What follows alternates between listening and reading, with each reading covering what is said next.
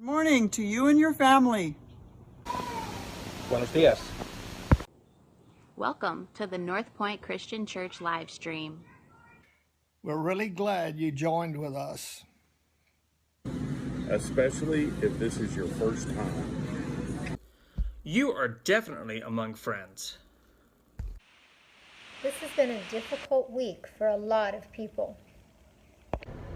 People are tired, frustrated, divided, and even afraid. We are gathered today to honor the Prince of Peace. We hope that this 45 minutes is just what you need. May the Holy Spirit bring you joy and hope this morning. We're looking forward to being together again soon. And we hope you'll be right there with us.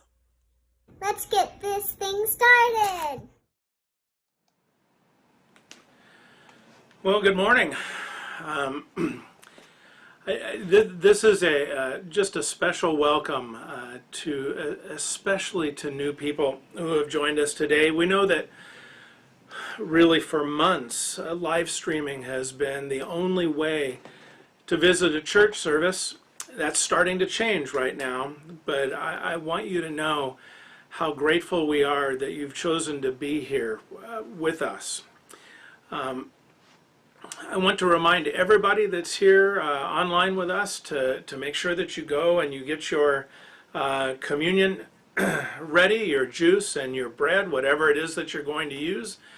Have it be near you, because we'll a little bit later on in our live stream we'll kind of roll right into that, and so you don't want to have to stop and go get it then. So make sure you've got it right now. And for you that are new, I just need you to know that's something we do here, and we do it online also, and it has become a special part of our whole experience. So we welcome you to join us in that. Get some bread and get some juice of any kind that you have, and get ready to join us. Now I want to tell you about this. This is like super important. Next Sunday, June 21, like 7 days from now, we are going to meet together in person in our building for the first time in some months. And first thing I want to say is a huge thank you to all of the people that have been coming up here to our building to help get it ready, both in the children's area and now this week especially in our main building. There is still work to be done. If you would like to volunteer an hour or something and be able to come up here, you just need to contact us. And whether it's through the office at Npcc, or you can go to our website and get our phone number, call, text me, however it is, and we'll make sure that there's some work here for you to do, because there really is a lot of work. As for this coming Sunday, I'm not going to spend a lot of time here this morning telling you the details, but I am going to remind you that this coming Sunday and beyond, there are going to be two services, one at 9 o'clock and one at 10:15. I suppose if there are enough people, we would add on a third one, but I guess we'll cross that bridge when we get there. For the first 3 weeks, on the 21st of June, the 28th of June, and the 5th of July, our services at 9 and at 10:15 are going to be really brief. They may not last more than about a half an hour. And if you're like me, that is going to feel really disappointing. It's going to feel really short. But there's some reasons why we are doing that for 3 weeks. One is so that we can get the hang of or practicing cleaning in between the services. We don't know how long it's going to take, but part of our plan is to completely clean in between those, and we want to give ourselves enough time to be able to do that. The other reason we're having three weeks of really brief services is to get our families and our children kind of used to coming back, and what it's going to be like to be here under some social distancing guidelines, and you know, after having been apart from each other for a while. There's just some things I think we're going to have to practice that. So 3 weeks of 30-minute services, and there's not going to be any children's program in those 3 weeks. So everybody that comes on Sunday morning is going to come and be in the main building. July the 12th, it will be the first day that we have a children's program next door, and we're going to try to step up to that so that we can be prepared for it and prepared for you and know exactly what we are doing. It's going to take a few weeks for us to start feeling like our old selves, so I'm going to encourage you to be patient. There's going to be a lot of communication this week. I promise you, a lot. And so make sure you are checking your email regularly, looking at Facebook, because there will be stuff that comes out that is really important for you to know. Maybe the most important thing is that within the next day or two, information is going to come to you about how you can download an app onto your phone that you will use to communicate to us which service you are going to come to. We actually need to know if you're coming or not. And this phone application will allow you just to check a box and send it. We're going to send you an email that will give you the instructions for how to put that on your phone. It's not a way for us to track you, but just a way for you to communicate to us so that we can know and be prepared. And just so you know, if you show up here on any one of those first 3 Sundays, and really for some Sundays beyond, if you don't let us know, there may not be a place for you inside the building, and we would hate to turn you away. So help us, and help us function in a new way around here. It'll be really good. The last thing I want to do is I want to say this. Every Sunday since we have started live streaming, there's been somebody who has been watching our live stream from all the way on the other side of the earth. And I want to tell you that tomorrow is her birthday, and so we want to say happy birthday to Lisa Scott Wade. She is newly married, and she was kind of whisked off to Germany to start a new life with her husband Jeff. And Jeff emailed me yesterday, and he told me that right when they got to Germany, they found a church and that they wanted to start going to, and then the coronavirus hit, and they have just been quarantined since then. They haven't been able even to visit their new church. And so I guarantee you our live stream has become very important to Jeff and to Lisa Wade.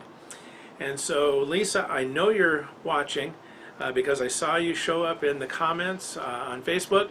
And so from your church family here in the United States, we want to say a huge happy birthday to you. Hang in there. It'll open up, and we will continue to pray that you meet new friends, you find a church family there. And I just want you to know we are definitely in this together. So, we started a couple of weeks ago on this new series. It's called Simplified. And the whole idea of Simplified is this. Words and definitions are at the heart of our faith and our experience of living in the presence of Jesus day by day.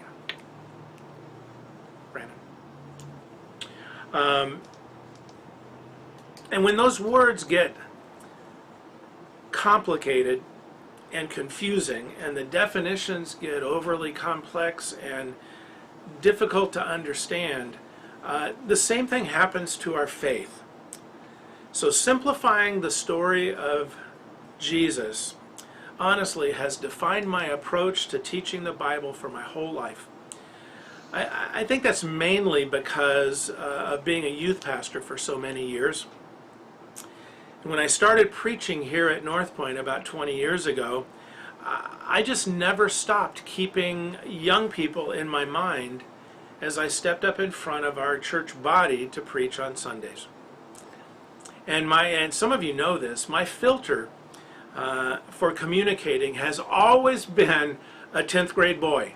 That's just been my target. When I prepare a message and I get done with it, I mentally go through every part of it, every word that I use, thinking through it, and would a 10th grade boy understand that? And if they wouldn't, I try to put those concepts into different words, because I want him to understand, because I know if he understands, I'm pretty sure everyone else does also.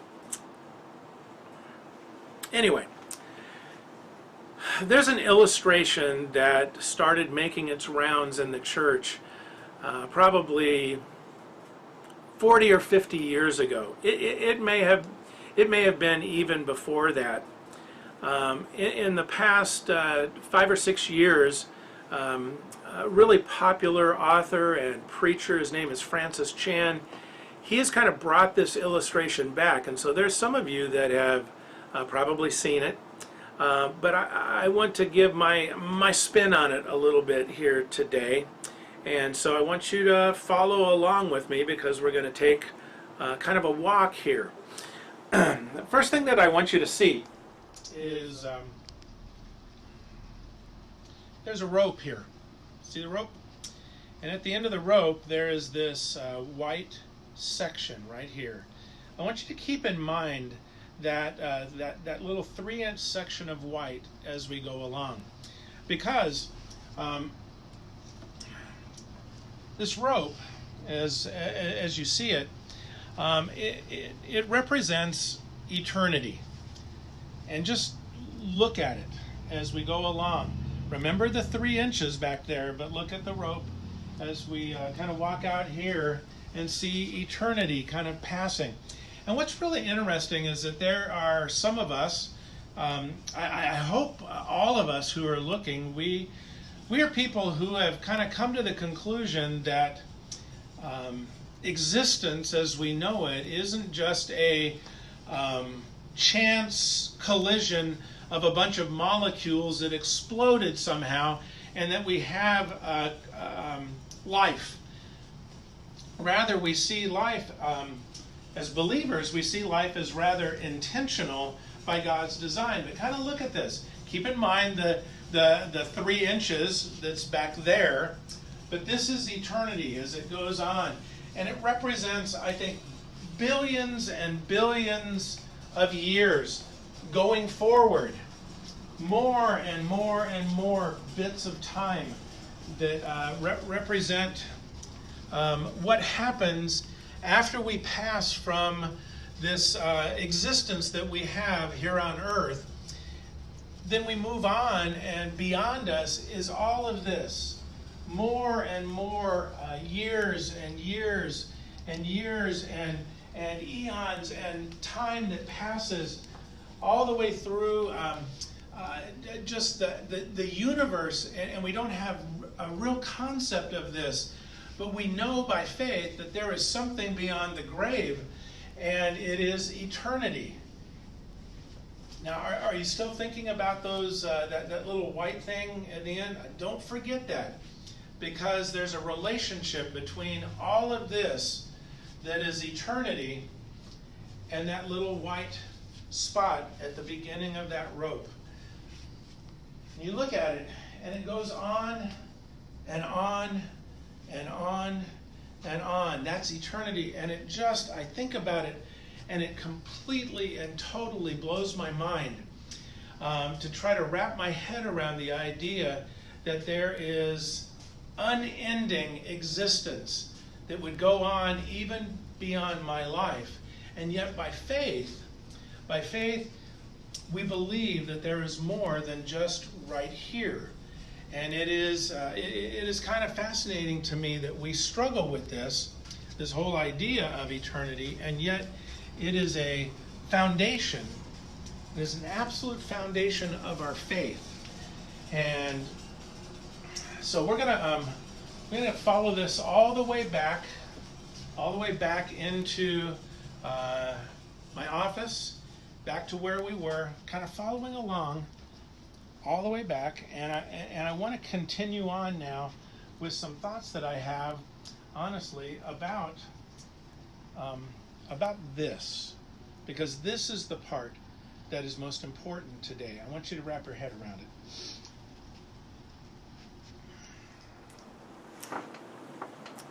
Okay, this right here, this little 3-inch thing represents our life.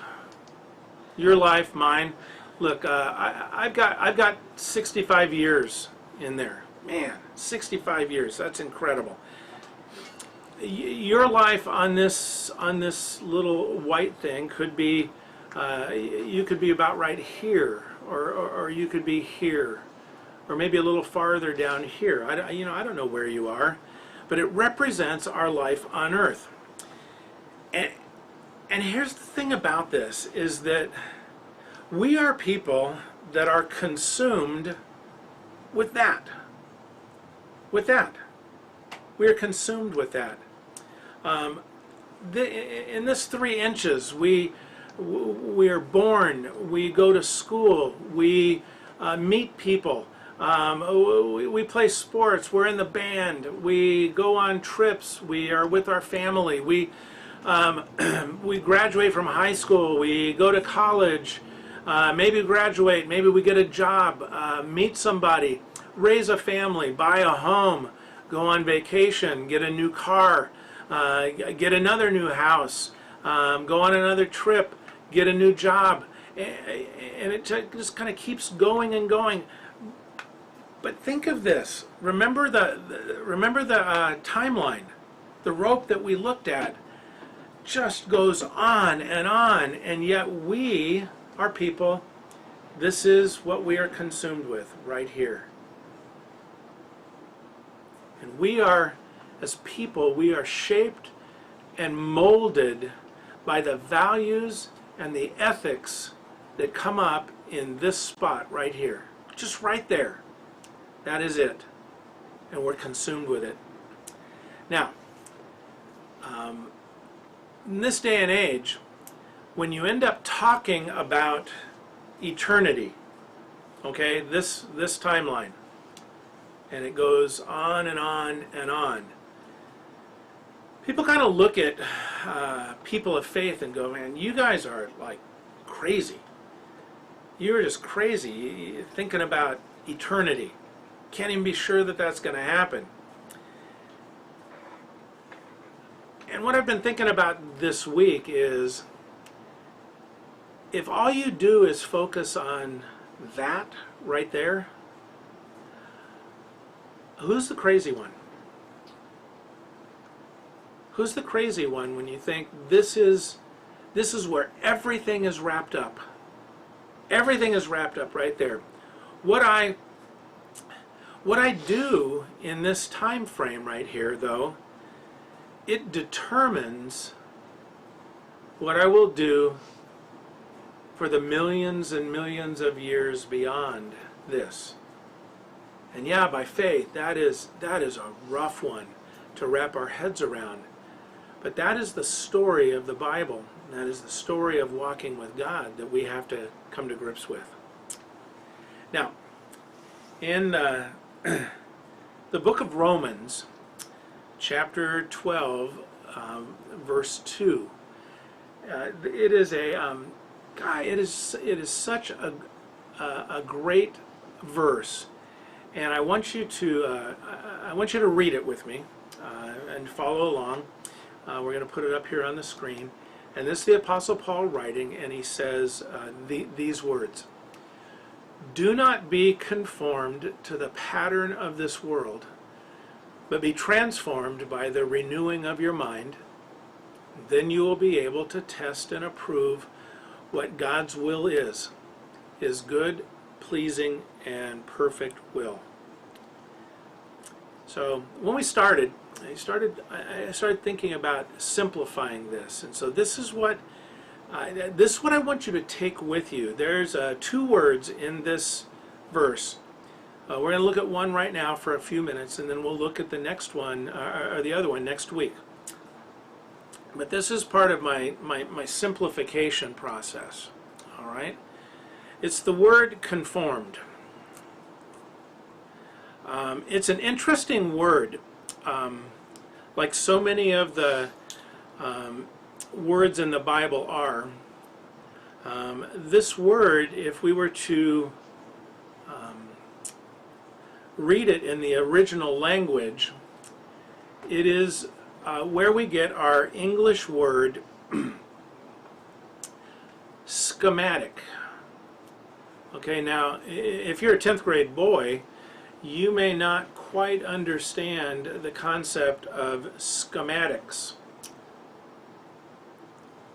But schematics are patterns that we follow to accomplish a task. And if we were to say this properly and use the word schematic, Paul would say, don't let the schematics of the world shape you. Don't be conformed to the pattern or the schematic of this world. Don't let the world, another translation of Romans 12:2, don't let the world squeeze you into its mold. Let me put it this way.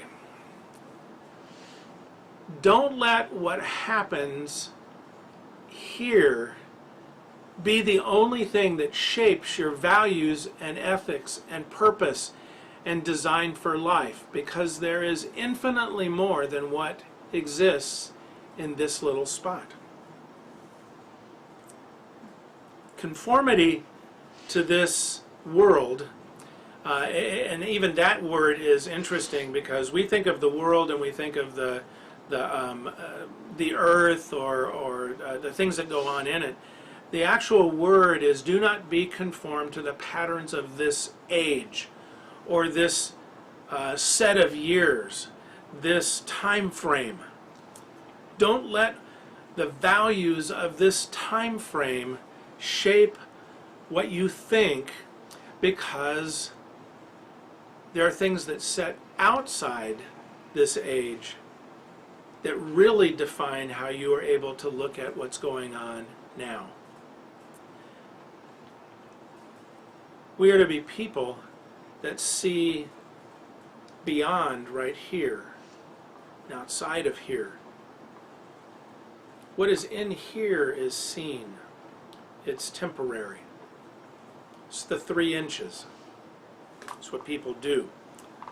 So there's a couple of ways of looking at the 3 inches. Kind of a popular word that we don't hear much anymore. I think people make fun of it a lot, but it's you only live once. You know, the hashtag YOLO. And even if people don't use the word anymore, they live out that ethic and that value. This idea that we only live once. We only have 3 inches. So you better make the most of that 3 inches. You got to get the most excitement and the most happiness. You got to have the most experiences. You got to build the most success. Have the most enjoyment in this 3 inches that you can possibly have, because it's the only 3 inches you get. And I would say, for the follower of Jesus, there is infinitely more than 3 inches. You could see the 3 inches differently, though, if you want to follow the teaching of this passage. You could spend your 3 inches, you could spend your life preparing for eternity. That these 3 inches are what define everything else. You could prepare for the rest. You could invest your life, your time and money and energy and ingenuity and creativity. You could invest all of that in God's plan for you and for others, because God's word says, don't be conformed to the pattern of this age. Don't let the values and ethics and priorities that everybody says are so important in this 3 inches be what controls you. Look, the 3 inches are really important, but I think they're important for completely different reasons.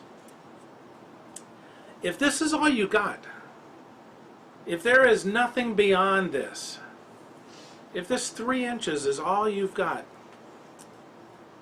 if there's no more substance in your life than 3 inches, yeah, living for the moment is everything.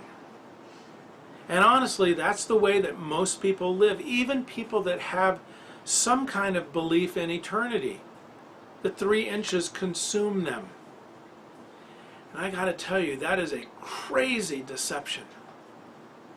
That's the conformity that Paul is talking about. No one is thinking down the line. We're not thinking about what is beyond. Everyone is living for the moment.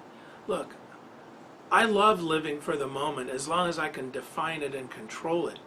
I want happiness, and I want experience, and I want enjoyment, and I want purpose, and I want all of that that 3 inches gives me. But there's more to it, and that's why Paul writes, do not be conformed to the pattern of this age. Don't let the world squeeze you into its mold. And then he follows it up in this passage by saying, but be transformed by the renewing of your mind. Be transformed by the renewing of your mind. We're going to look at that word next week. But I'm going to leave you kind of with this. The word transformed is where we get our English word metamorphosis. Metamorphosis means being changed from one thing to another. Maybe the most popular example of that is a caterpillar that turns into a butterfly. That is a metamorphosis that goes on. It's a transformation. And that's what Paul is talking about when he says, be transformed by the renewing of your mind. He writes in other places, in other letters, he says that that when we come to Jesus, we become new creations. The old is gone, the new has come. He writes that we are to have the mind of Christ. Whoa! I mean, what a mouthful to think of all of this that happens in our existence. So here's the truth. There is no way that you can keep from being conformed to the world unless you are being transformed by the renewing of your mind. That's the connection between those two words. Something has to happen to your thinking.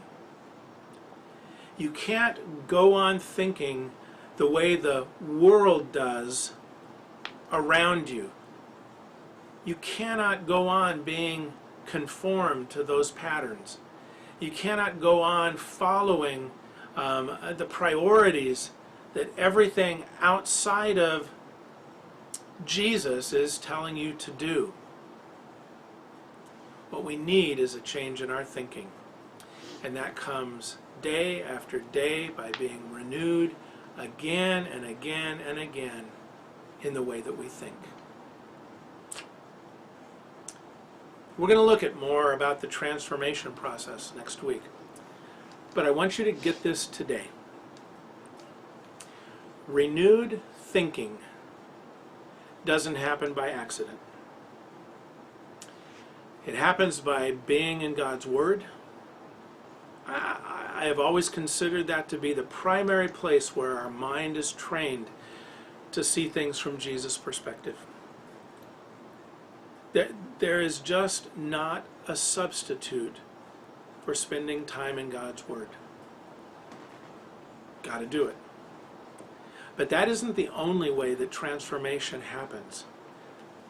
Because our minds are continually renewed by living in this deep awareness of the presence of Jesus Christ and regularly asking the questions, what would Jesus do? What would Jesus say?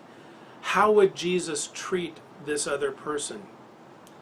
How would Jesus see this situation? And it's the discipline of training our minds to think differently, to think the way that Jesus would think. And then that moves us to action. I think there's one other way that our minds are continually transformed and renewed in our thinking. Renewed thinking happens, and I'm just going to say it as simply as I can. Renewed thinking happens when we begin to hang around people whose minds have already been transformed. It's why meeting together is so important. Honestly, it's why the sharing of communion is so important. Because in the action of communion, when we connect with each other in this divine, sacred, mystical act,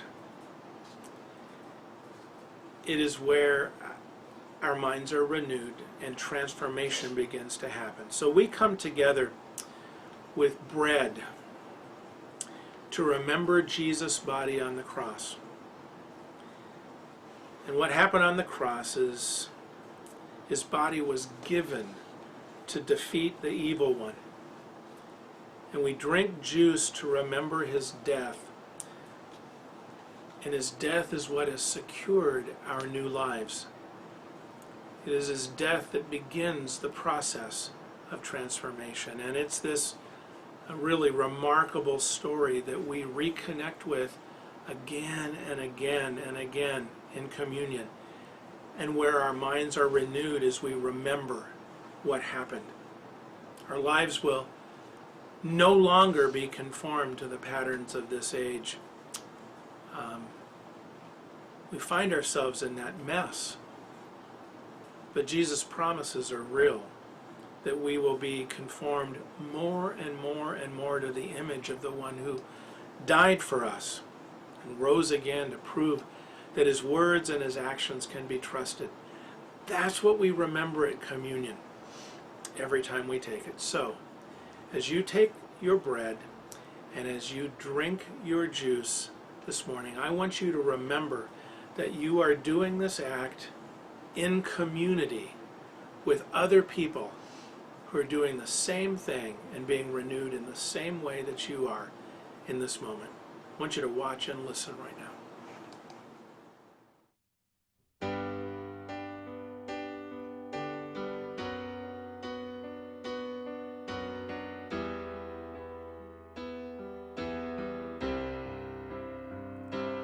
As I rise, strength of God, go before, lift me up, and as I wake, eyes of God, look upon, be my sight.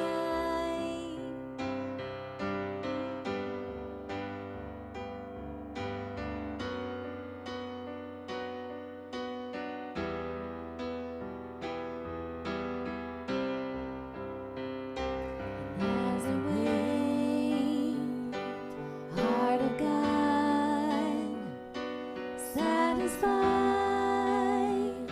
and sustain. And as I hear voice of God, lead me on, be my guide, be my guide. Above and below me, before and behind me, in every eye that sees me, Christ be all around me. Above and below me, before and behind me, in every eye that sees me.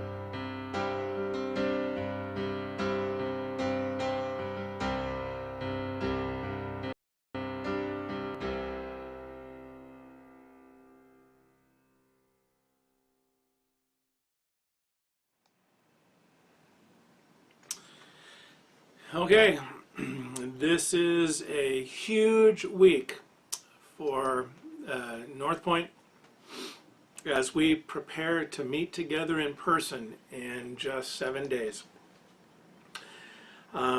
So let us know if you have a little bit of time to help this week, and I promise you we can find a job for you to do.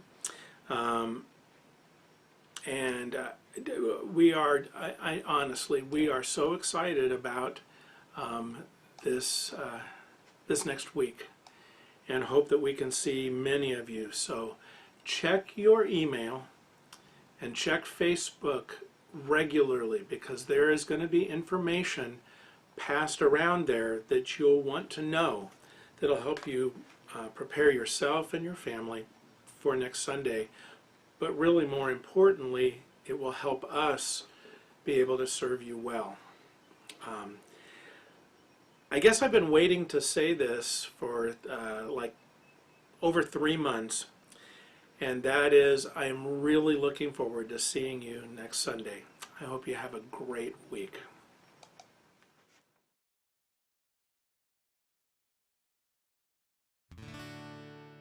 You've turned my tears of sadness into such joy and gladness. My heart can't keep it in. I'm shouting, shouting.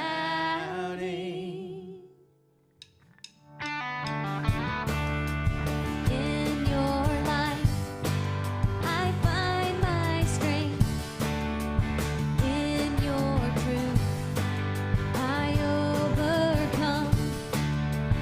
In your grace, I lose myself.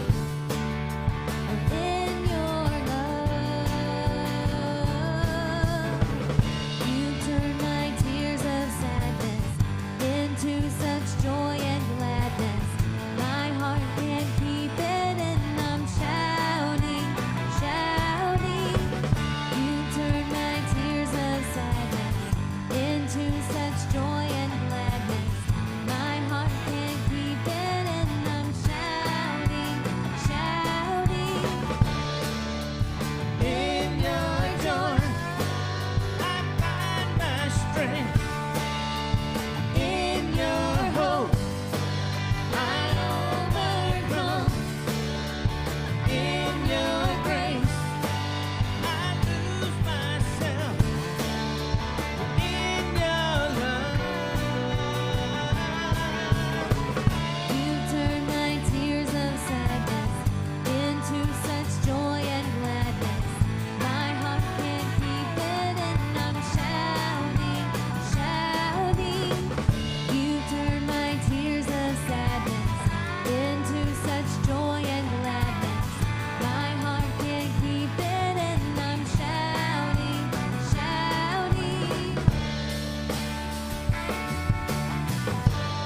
I'm shouting, shouting.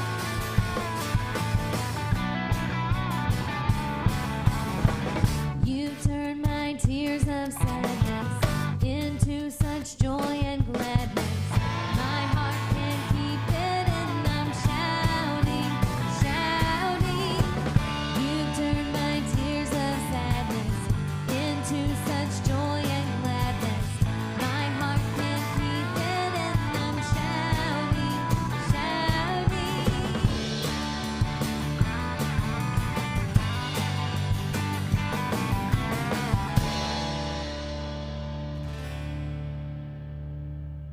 God bless y'all. Have a great week.